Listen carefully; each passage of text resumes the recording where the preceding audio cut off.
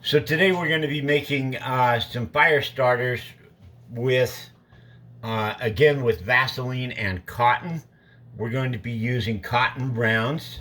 Um, and when we'll use the cotton rounds, we're going to end up dipping them in the Vaseline, which is heated and melted. It's just a really low temperature. And then once they cool off, we'll dip them in the wax and we'll show you how that process goes. But what these do is it gets you that cotton with Vaseline that's such a great fire starter. Coats it in wax, which is also going to be better for when you're lighting your fire starter. Plus, it keeps it totally 100% waterproof and adds to the burn time. These are flat, smooth, easy for storage. So we'll go from there. So we'll start this process, and Kathy's gonna dip. What you want to do is dip it in the Vaseline or petroleum jelly. It doesn't need to be the brand name. And then we're gonna lay that on a piece of parchment paper to cool. And as those cool, you need to give them, I don't know, 10 or 15 minutes to cool. If you stick them in the freezer on a sheet, that can accelerate that. Then we're going to take the ones that are cool. I've got some right here that are already cooled off. And we are going to dip them into, it's just paraffin wax. Don't mind the red on the bottom of the paraffin wax bowl. I thought that I could make these red by dyeing them.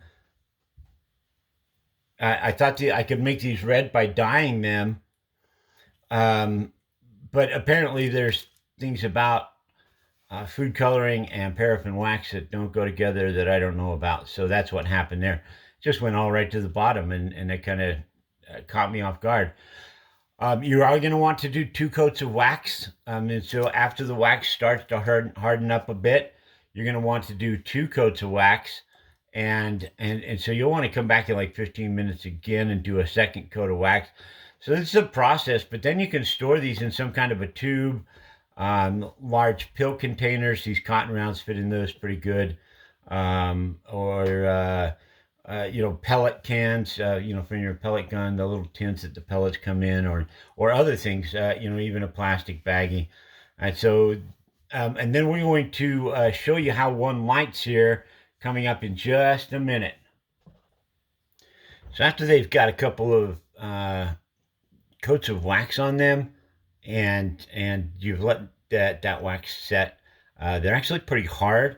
And then what we're going to do when we want to light this on fire is we're going to break it open, and we're going to look for the inside of that. Look at this one; it's split down the middle even. So we're going to get into those inside fibers.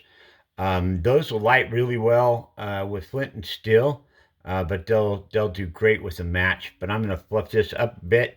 Now I'm going to take it out right on the back porch, and we're going to give it a light. So we're going to get ready to light that cotton round, and I'm going to give it a time too and see how long this will burn. Of course, I'm lighting it with a lighter. I am going to experiment with some of these others that I've made, but the videos that I've watched on people that have done this, they 1 or 2 strikes and they get that lit with their flint and steel. You can see that lit right up, and I'm going to let this burn for a moment, and we'll watch that catch, and then we'll check back, and we're going to time this to see how long this actually burns, and we'll go from there. So you can see it's starting up really good. Got a couple of inches of flame already. So it's been just over a minute, and you can see that that's still burning really well. You got a 4 or 5 6-inch flame coming off the top of it, and it's not even using all of the cotton pad yet. So, and that wax really gives it a longer burn. So right now we're at the 4-minute mark, and we still got a good flame going, and plenty of the fuel source left, and there's still plenty of that to burn. So we'll check back in another minute or 2 and see how long this goes.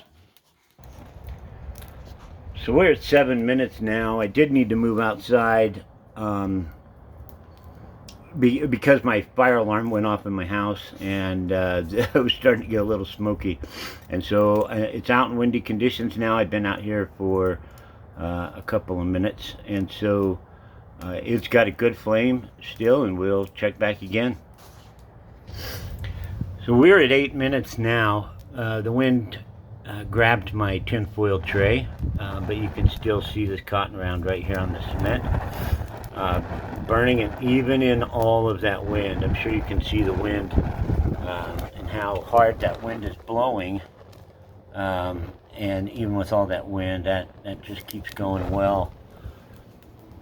So because I don't want it to blow somewhere else, I'm gonna put this out. But like I said, we're at 9 minutes now, maybe even closer to 10. And this thing is still going. Let me check the time exactly. It is 9 minutes and 45 seconds right now. This thing is going, and I'll bet you it's got at least a few more minutes in it. But that's how you build an excellent fire starter right there.